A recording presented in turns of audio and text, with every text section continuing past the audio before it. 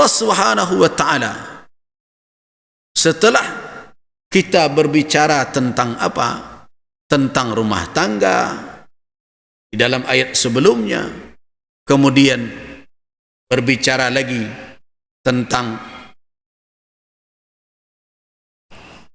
bagaimana beribadah jangan mempersekutukan Allah. Kemudian datang ayat yang menyuruh kita untuk berbuat ihsan kepada orang tua. Bagaimana kita memahami urutan dari petunjuk tersebut? Ketika perkara rumah tangga diberikan oleh Allah solusi, kemudian Allah mengingatkan bahwa di dalam kehidupan kamu itu adalah tugas utamamu adalah mentauhidkan Allah dalam seluruh aspek kehidupan. Kemudian selanjutnya datang perintah untuk berbuat baik kepada orang tua dan karib kerabat lainnya. Apa maknanya di sini? Berarti suatu keluarga baru bisa hidup di dalam keharmonisan kalau orang yang hadir di dalam keluarga dan rumah tangga itu memiliki silah, hubungan yang kokoh dengan Khaliknya, dengan Penciptanya, hubungan yang kokoh dengan sesama manusia dalam lingkup keluarganya, dengan tetap menempatkan orang-orang yang patut untuk diberbuat baik kepadanya pada posisi yang tepat. Tapi kalau kita kacau tatanan itu, kita kacau tatanan tadi, kita putus hubungan dengan Allah, kemudian kita tempatkan orang yang patut ditempatkan di tempat terhormat, kemudian tidak kita hormati. Orang yang patut kita buat kebaikan kepada kita tidak berbuat baik.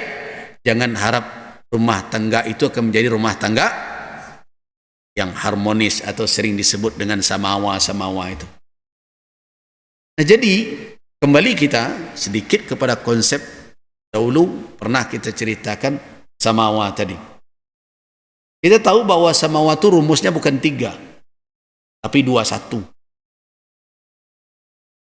Jadi tidak 3 seikat, tapi 2-1.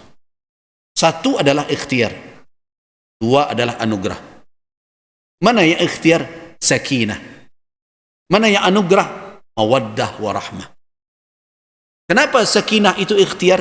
Karena di dalam Al-Quran dikatakan bahwa pasangan itu litaskunu, supaya kamu sakan, kamu usahakan pasangan kamu itu sebagai tempat kamu mencarikan kedamaian dengannya, harmonis dengannya, mendidiknya.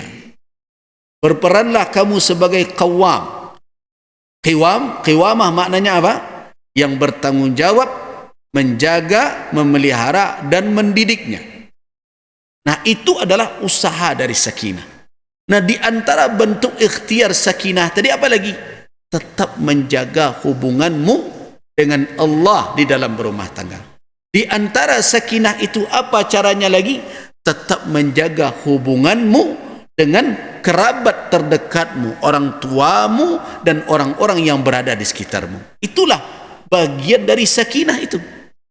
Nah, kalau itu bisa diusahakan oleh pasangan suami istri, Allah akan memberikan wa ja'ala bainakum mawaddatan wa rahmah.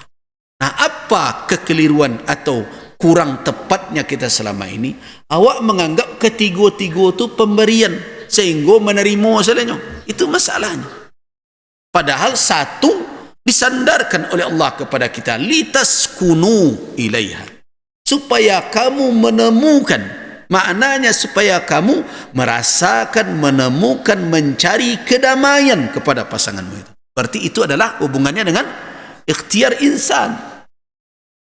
Ada kuat di situ dominasi atau ikhtiar manusia. Nah, kalau itu dilakukan, Allah jadikan untuk kamu mawaddah warahmah. Jadi samawa itu rumusnya 1-2, bukan 3 sekabek. 1 ikhtiar awak, mawaddah warahmah adalah anugerah Allah Subhanahu. Nah, di antara bentuk ikhtiar sakinah tadi apa? Seperti yang telah kita jelaskan, pernikahan dari awal. Kan besok kita nyambung kaji itu tuh, khitbah, nikah, memilih pasangan bagi laki-laki, melihat kufu bagi perempuan, kemudian berikutnya bagaimana hak dan kewajiban dalam rumah tangga, dan seterusnya. Apa lagi? Lanjutkan dengan bagaimana kita bertanggungjawab satu sama lain, kemudian berikutnya bagaimana menyelesaikan persoalan kalau muncul kekisruhan atau pertikaian, dan selanjutnya adalah tetaplah menjaga ikatan dengan Allah dengan ketauhidan yang bersih dari syirik, dan tetaplah menempatkan orang-orang yang ada di sekitar kita, walaupun suami istri itu adalah keluarga terkecil, tapi bukan berarti orang tua, kerabat dan sebagainya adalah orang yang mesti kita jauhi dan singkirkan. Ia adalah bagian dari kebersamaan. Nah, itulah makanya usaha sakinah itu mesti harus diikhtiarkan dengan benar. Indak aja bertapuk-tapuk saja. Sebentar tapuk sakinah. Apa sakinah aja bertapuk tu. Ini acaranya ide-ide yang aneh-aneh saja sekarang ini. Habis dek simbol-simbol saja. Nah, kemarin saya sudah ingatkan juga itu kurikulum cinta. Saya ceritakan kurikulum cinta. Aduh, saya diundang saya tidak mau datang. Saya mau ketemu dengan siapa yang datang. Akhirnya sudah datang, ketemu. Saya katakan, Pak, judulnya saja rumit kami. Bagus itu. Di Sumbar ko banyak orang mengecekkan cinta lah overdosis sehingga tak tentu ke marahnya le doh. Nah, jantan semua jantan le cinta lo gini. Lihatlah berbagai terjadi. Di Pelok banyak tiba di Sumbar itu. Akhirnya pejabat itu tidak bahas setuju Buya. Bagus. Kami kalau perlu jadikan Sumbar sebagai model. Jadilah. Mari kita dudukkan bersama. Dan asagih namo. Lama didengar bunyi tapi belum tentu elok dipakai lah. Kita kan sedang mengalami persoalan. Saya mendapat laporan dari beberapa pengelola pondok pesantren, ternyata peminat pondok kita itu kini menurun. Karena apa? Karena beberapa masalah yang pernah muncul. Ada kekhawatiran orang tua. Awak sedang bermasalah mengikuti bola kurikulum bunyinya cinta. Yang susah awak menjalihkan. Apa saja, makanya saya usulkan rubah salah namanya Pak. Kurikulum apa? Kalau tujuannya agar orang melayani dengan cinta, melayani dengan ini, apakah salah kurikulum berbasis raso dan pereso dalam bingkai syarak mengatur adik memakai. Wahanya kira-kira. Lain tabawo jo sadonya tu. Daripada awak menjalihkan nama saya panik dia. Susah menjalihkan.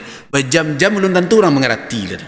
Anan dirubah ndak lo barada. Cinta kepada Allah tu lado je selama itu. Cinta kepada lingkungan lama tu. Nandak cinta ke lingkungan ko dak kami tu. Si ana merambah rimbo nang gadang tu. Awak dak punya sinso tu.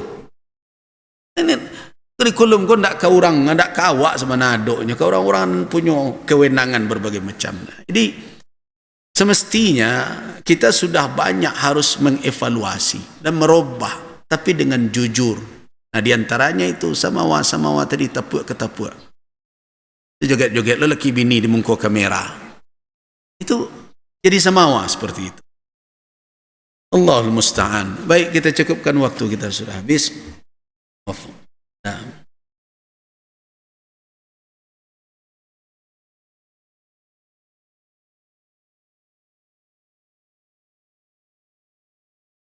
Waalaikumsalam. Bagaimana mensejalankan antara amar ma'ruf nahi mungkar dengan sikap arif dan bijaksana dalam kehidupan sehari-hari? Terima kasih. Amar ma'ruf nahi mungkar, yang pertama diletakkan tugas dan tanggungjawab itu untuk kita bersama, tetapi menjalankan tugas amar ma'ruf nahi mungkar itu diberikan oleh Allah di dalam syariat kita dengan kapasitas berbeda sesuai dengan kedudukan orang. Jadi tidak sama. Tugas ulama misalnya mengingatkan dengan tausiahnya, dengan nasihatnya, baik nasihat yang diam-diam maupun nasihat yang bisa saja berterang-terangan. Jadi tidak haram menasihati penguasa secara terang-terangan, karena itu sering terjadi di kalangan sahabat. Bahkan Khawlah binti Sa'labah menahan Umar bin Al-Khattab yang sedang naik tunggangannya. Apa katanya? Umar, turun Umar. Hamba tahu engkau dulu Umair. Masih ketek engkau dulu. Umair itu Umar kecil. Kemudian jadilah engkau Umar di aswaq, di pasar-pasar Madinah. Jadi jagoan yang sering bergulat dan menang. Tahu apa? Kecil Khawlah. Sekarang jadilah engkau Amirul Mukminin. Nah, lah jadi presiden lah engkau kini ya. Nah, ittaqillah ya Umar. Bertakwalah engkau kepada Allah. Itu muka orang banyak tu. Nah, yaitu setelah Khawlah pergi, apa kata kawan-kawan Umar bin Al-Khattab yang dampingi? Amir Mukminin. Ya tadi itu turun bana, tertunduk bana, engkau mendengarkan pelusi tadi mengecek. Nah, apa kata Umar? Kalau dia tidak berhenti bicara tadi, saya tidak akan tinggalkan dia, melainkan hanya untuk solat. Balik boleh mendengarnya tu. Kalian tak tahu sia tadi ni pelusi tadi. Tidak. Itulah wanita dari langit. Allah Subhanahu wa taala di langit sana mendengarkan pengaduannya. Jadi kalau ada orang bercerita tentang kasus zihar di dalam rumah tangga juga, itu kita akan sampai nanti membicarakan tentang zihar, menyamakan istri secara fisik, terutama punggungnya dengan ibu, itu berdampak secara hukum. Di masa jahiliyah itu total, istri itu tidak lagi boleh digauli sama sekali, tapi tidak lo cerai, bergantung tidak bertali. Nah, teraniaya, datang dia kepada Rasul mengadukan itu. Rasulullah menjawab dengan wahyu. Wahyu tidak turun. Saya tidak melihat untuk kini ya hukum yang lahado itu dulu. Akhirnya dia mengadu kepada Allah Subhanahu wa taala, diturunkan oleh Allah Subhanahu wa taala ayat tentang itu. Jadi kalau awak membaca surah Al-Mujadalah, nah, sabab turunnya itu adalah Khawlah itu. Itu yang dikatakan oleh Umar, Tuhan saja mendengarnya, apa lagi Umar? Masa Umar nak mendengarnya? Jadi menasihati pemimpin secara berterang-terangan bukan perkara yang haram. Kalau memang begitu harus bisa berubah. Nah, jadi amar ma'ruf nahi mungkar supaya dia berimbang, dia sebenarnya memiliki ketentuan dan syarat.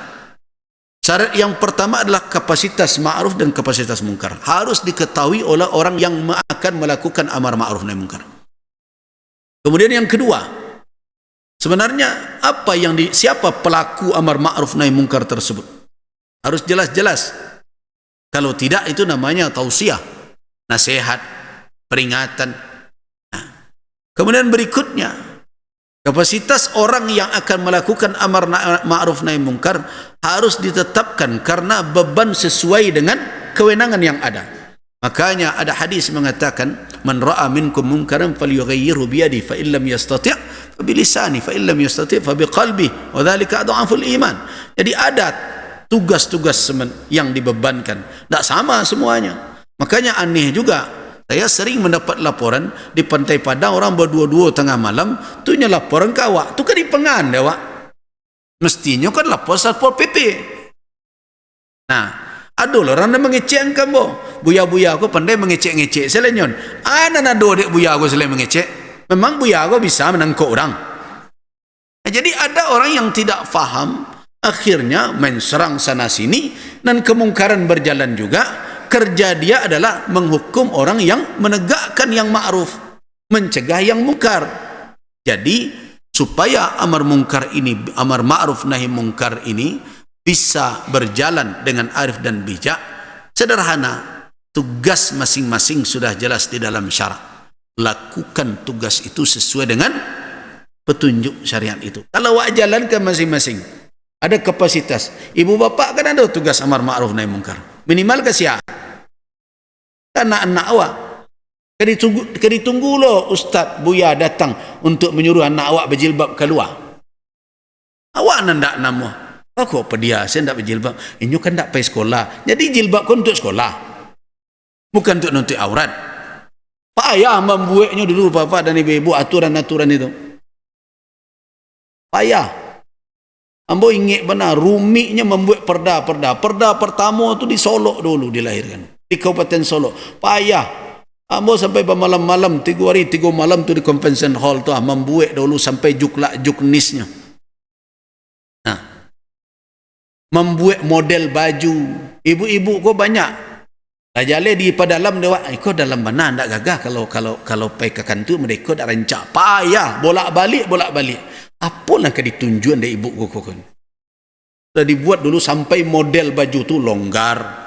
Kalau dapet di bawah lutut lah. Anda datang lo ibu PNS protes, kurang rancak tampilan ko buya. Ya testek ni mungkin aku no bu kau mencari empinggu ibu kau orang sampai model itu rumit. Kenapa saya jadi saksi hidup untuk membuat itu perdebatannya. Anak babalah pula begitu, mengalah ke di balah dibuat model itu sajalah, hanya pengen balah kau gak tinggi lo ndaknya bukan cendak anak manusia aurat sebenarnya kau tobaan. Dipanjang perdebatan itu dulu. Orang sekarang kan cuma ada yang mengklaim-klaim dialah yang membuat. Ini tidak merasukan rumitnya dari awal gitu. Jadi karena itu mari kita jalankan peran masing-masing. Kalau dijalankan peran masing-masing maka akan bijak jadinya, akan arif. Tidak seluruhnya lapeh ke tengah masyarakat, tidak seluruhnya menjadi beban dari pemerintah. Ya ada beban awak, tapi kini kok terkesan beban pemerintah kok berat.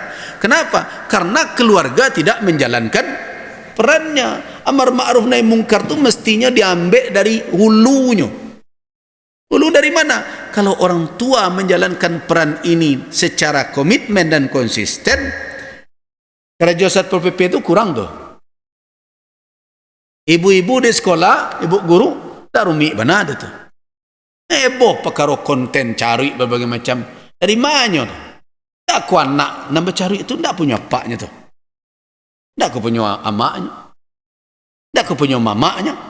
Nah kalau itu dijalankan sesuai dengan peran dan tugas masing-masing, amar ma'ruf nahi mungkar akan berjalan dan efektif dan akan berimbang dan akan arif bijaksana.